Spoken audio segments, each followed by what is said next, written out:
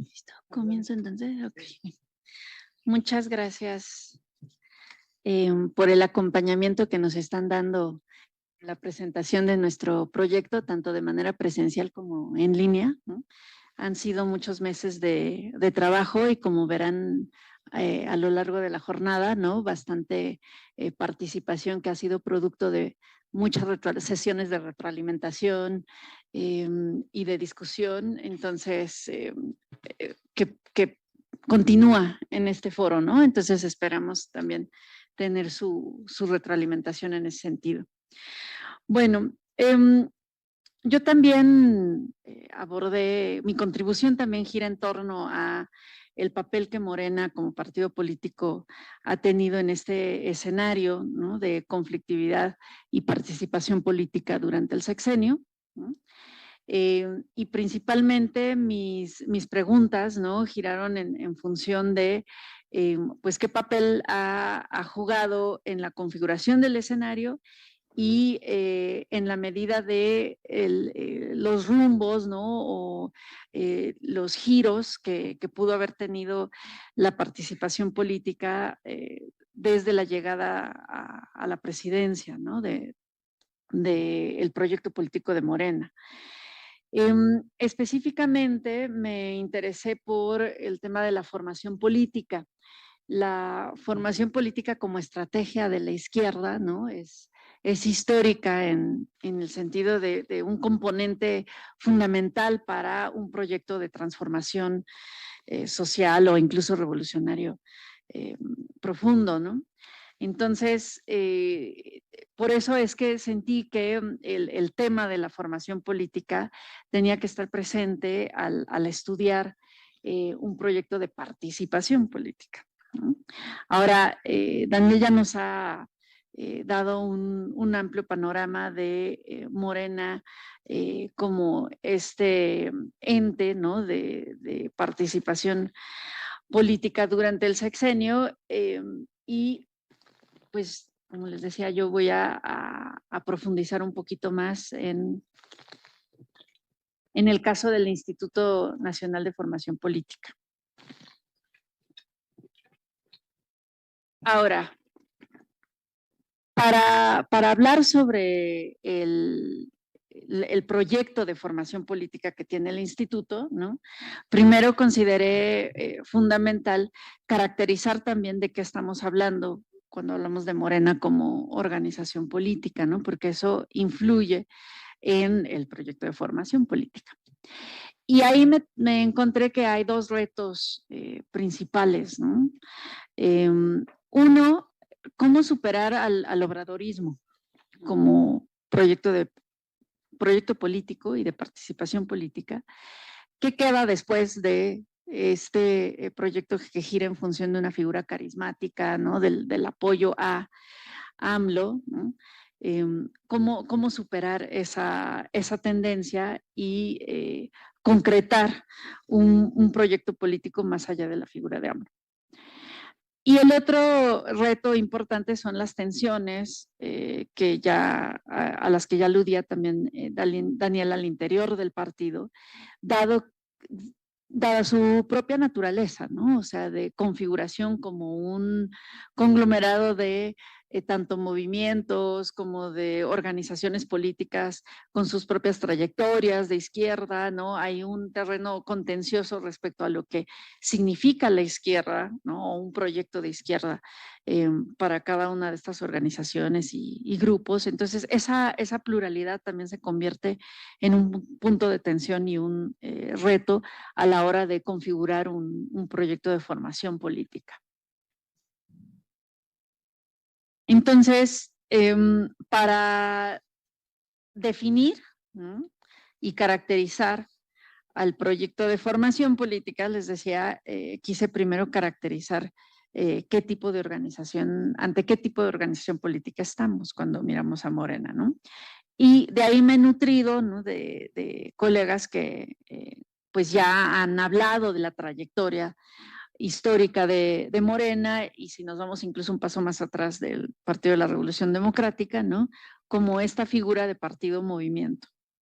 Y ahí retomó el trabajo del propio Sergio Tamayo y de Máximo Modonesi, ¿no? Donde pues hacen desarrollan y hacen una recapitulación de estas distintas corrientes de izquierda, ¿no? Que se fueron, y trayectorias, ¿no? De distintos partidos y movimientos populares de izquierda que se fueron conglomerando en ciertas coyunturas para conformar eh, eh, el PRD y luego Morena.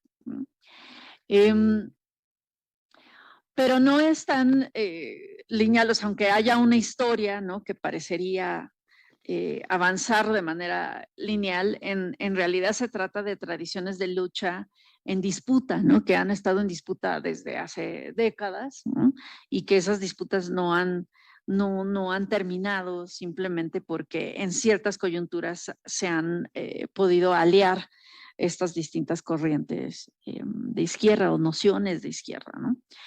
Eso lo vemos materializarse todavía más ahora que desde el 2018 que llega Morena al poder, ¿no? Al poder de la presidencia, y que tiene en su manejo todos los distintos aparatos de difusión del Estado, ¿no? Vemos que pues entran ahí nuevamente en disputa estas distintas nociones de qué es lo que debe ser un proyecto de transformación política profunda, qué tan cercanos van a estar algunos de estos sectores al gobierno y otros movimientos y organizaciones que van a estar por su propia definición y conformación distantes del gobierno, ¿no? Entonces ahí podemos ver pues una distinción entre ciertos sectores que se identifican como movimientos sociales y políticos simpatizantes en ciertas coyunturas de Morena y otros sectores que sí se van a integrar de manera más institucional al proyecto de la 4T, ¿no? O sea, yo ahí pienso, ubico el proyecto de la 4T como el proyecto más institucional. Hay un poco, hay algunas variantes, ¿no? En cómo vamos definiendo qué es obradorismo, qué es la 4T. Yo más bien veo el proyecto de la 4T como la variante más institucionalizada, o sea, ya en el gobierno, y al obradorismo como un jale, ¿no? De simpatías respecto a la figura de AMLO. Y por el otro lado, Morena, ¿no? Que es el resultado de toda esta confluencia, ¿no? de movimientos y de sectores de izquierda históricos. Bueno, eso entonces desde toda una, pues todo un bagaje, ¿no? de estudios y de colegas que me anteceden que han rastreado esas trayectorias y tradiciones de lucha en disputa. Pero también consideré importante, ¿no? Incorporar los significados y las perspectivas desde la propia militancia, ¿no? O sea, cómo es que la propia militancia configura, define qué significa para ellos la estructura del partido, las formas de participación, qué significa la normatividad del partido, ¿no? O sea, ya al hablar con la militancia en sus distintos niveles y distintas formas de participación dentro del partido, ¿no? Encontramos esta variación también de significaciones que le dan a los principios y los estatutos del partido, ¿no? Y de las formas, de la estructura del partido y las formas de participación dentro del partido, ¿no? Entonces, hago hincapié en esto porque esos significados y perspectivas también forman parte del proyecto de formación política, o sea, el instituto recupera también todas esas perspectivas y significaciones desde la militancia. Bueno, ya Daniel hacía alusión un poco a la trayectoria de Morena y su tránsito de asociación civil a partido político, ¿no? Pero creo que no hay que dar por hecho esa transición, ¿no? Porque dentro de esa transición se disputaron una serie de factores y de nociones también de cuál tendría que ser el paso hacia adelante, ¿no? Para un proyecto de democratización y de transformación profunda. Pero bueno, no abundaré ya demasiado en eso porque ya lo narró Daniel. Ahora, como proyecto de movilización, ¿no? Y como articulador de la movilización de distintos sectores de izquierda y tradiciones de lucha, ¿no? Vemos, les digo, sobre todo ya una vez que llega el partido al gobierno, ¿no? A la presidencia, pues un tanto una división, ¿no? Entre quienes se colocan del lado de una tradición mayor de protesta, ¿no? Y de asumir el conflicto como parte de su naturaleza e identidad, ¿no? Y una participación política mucho más contenida, ¿no? Que va en línea con los parámetros y los objetivos de, ahí diría, la 4T, ¿no? Entonces, esta división la armé más o menos, sobre todo a partir de la base de datos que también el proyecto y el equipo de trabajo ha estado configurando en los últimos años, ¿no? De las distintas movilizaciones, marchas, demostraciones, ¿no? Y sus motivos y causas, ¿no? Y entonces ahí, pues les digo, pude identificar, ¿no? Que hay, por un lado, toda una participación que se manifiesta en alianza al proyecto de la 4T, ¿no? Donde vemos pues estas manifestaciones en apoyo a, por ejemplo, las reformas energéticas que tienen que ver con la reforma a la CFE, la reforma a la ley minera, ¿no? Por otro lado, respaldo a proyectos gubernamentales como los nuevos libros de texto y el Tren Maya, ¿no? En apoyo a la reforma electoral alternativa, a las reformas al Poder Judicial, los aniversarios, ¿no? Cada año de la llegada de Morena a la presidencia, ¿no? Y pues estos ejercicios de consulta, ¿no? Que también hubo en torno al nuevo aeropuerto, a los juicios a los expresidentes y la revocación de mandato, ¿no? Y por otro lado, una serie de movilizaciones que tienen, como les digo, como parte de su identidad y repertorio, ¿no? Manifestaciones mucho más críticas y radicales, ¿no? Que me imagino que nos también configurarán los compañeros cuando hablen de izquierda y derecha, ¿no? Y que dentro del propio partido, ¿no? O sea, no estoy, porque obviamente están los que están fuera del partido, ¿no? Pero hablando dentro del propio partido, quienes ejercen una crítica y que traen toda una tradición, les digo, más radical y de protesta, eh, y que por un lado se han organizado en protesta de la imposición de candidatos al interior de Morena. Esto lo vemos sobre todo ya en las distintas regiones, ¿no? Y estados. En cuanto a asuntos sindicales, tanto a nivel local como federal, ¿no? Conflictos sindicales, desde los movimientos feministas, desde los movimientos de víctimas, de los cuales también nos hablarán otros compañeros en la tarde, ¿no? Y movimientos ecologistas y defensa del territorio, ¿no? Bueno, entonces esas divisiones, ¿no? Al interior del partido por sus propios repertorios y configuración identitaria diferenciada, ¿no? Pues marca un reto para lograr un proyecto de formación política que sea congruente, unificado, ¿no? Y que tenga una legitimidad amplia dentro del partido. Otro reto importante, pues va a ser la propia estructura del partido, del cual también ya adelantaba Daniel, ¿no?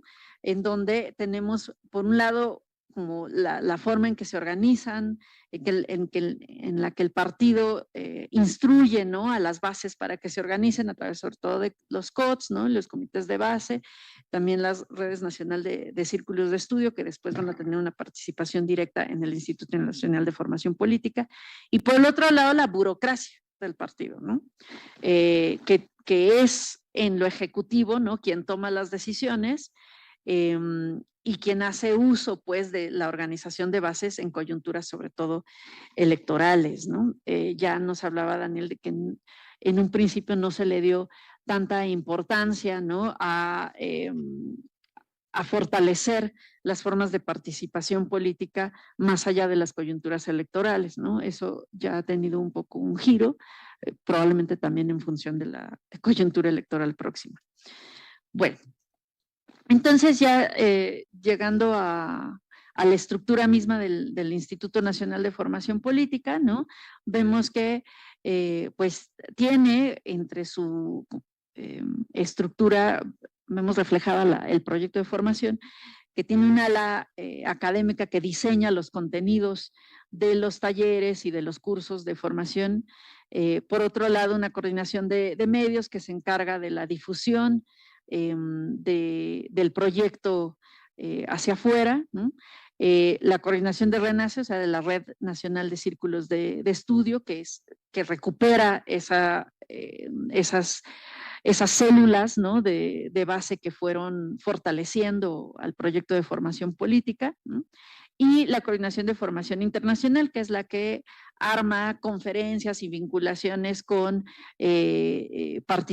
participantes, militantes de otros proyectos de izquierda, sobre todo en América Latina, ¿no? En España, América Latina. Rápidamente, ¿no? Ya hacía alusión, ¿no? De que una vez que llega a la presidencia el partido, hay un escenario de desmovilización, ¿no? Donde no se fomentó la organización autónoma, donde la estructura electoral previa al 2018 se convierte en una estructura gubernamental, o sea, todos los participantes que habían estado encargados de fomentar y proteger el voto, ¿no? Después se convierten en siervos de la nación. Y entonces, como siervos de la nación, no es posible, por estatuto, ¿no? Que también sean militantes de Morena. En teoría, siervos de la nación trabajan para el gobierno, no para el partido, ¿no? Para evitar esa interpretación clientelar de que se estuvieran condicionando los programas sociales. Entonces, de repente, el partido, en teoría, se quedó un poco vacío de militantes que pudieran hacer el trabajo de base. Durante la presidencia de Jacob hubo pues los mismos militantes, ¿no? Se quejan de que no hubo un destino suficiente de recursos para los proyectos de formación política, ¿no? También pues se vieron florecer, por ejemplo, en el escenario que nos describía Daniel de la elección y del relevo de la dirección de Morena, ¿no? Rivalidades y pugnas entre los distintos órganos del partido, ¿no? Y poca coordinación entre esos niveles, distintos niveles de la estructura del partido, entre la burocracia y la inclusión de las bases de apoyo en las formas de participación política. Y bueno, ya yendo hacia el final de la presentación, ¿no? Después del 2000, de las elecciones intermedias, va a haber un giro, y con la nueva dirigencia, ¿no? Un giro en cuanto al apoyo que se le da al Instituto Nacional de Formación Política.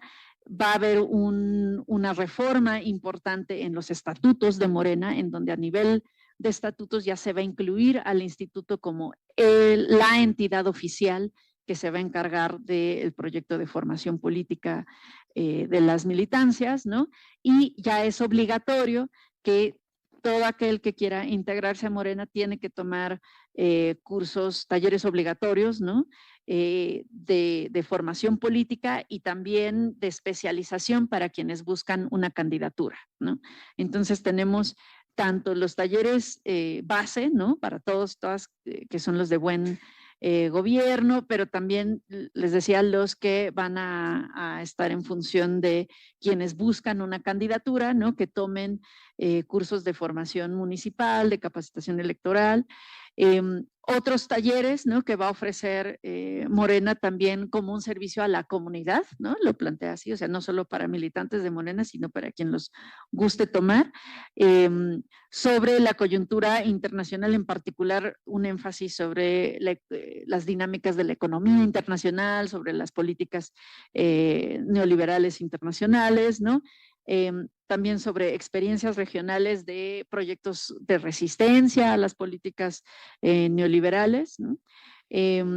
Talleres sobre género, sobre diversidad sexual, también han sido incluidos en el repertorio, ¿no?, de talleres y de cursos que ofrece el instituto, y sigue teniendo a RENACE, o sea, la Red Nacional de Círculos de Estudio, como un eje que organiza, ¿no?, y que busca siempre identificar quiénes son los líderes locales, ¿no?, o personas que influyen en su comunidad y que puedan pues tener la legitimidad para organizar estos círculos de estudio, y después quizás, ¿no?, porque es como la práctica del partido de retomar a estos líderes locales que identifica a través de las redes a través de la Red Nacional de Círculos de Estudio, los va como absorbiendo, ¿no?, y jalando para formar parte ya de la estructura más regional, ¿no?, de liderazgos más amplios y regionales.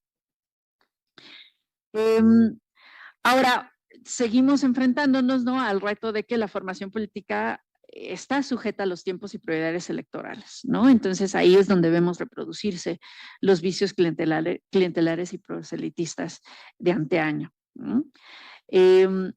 Las redes han servido como instrumento, les decía, de expansión de la militancia, pero no necesariamente de este proyecto al que se aspira de movilización autónoma, ¿no?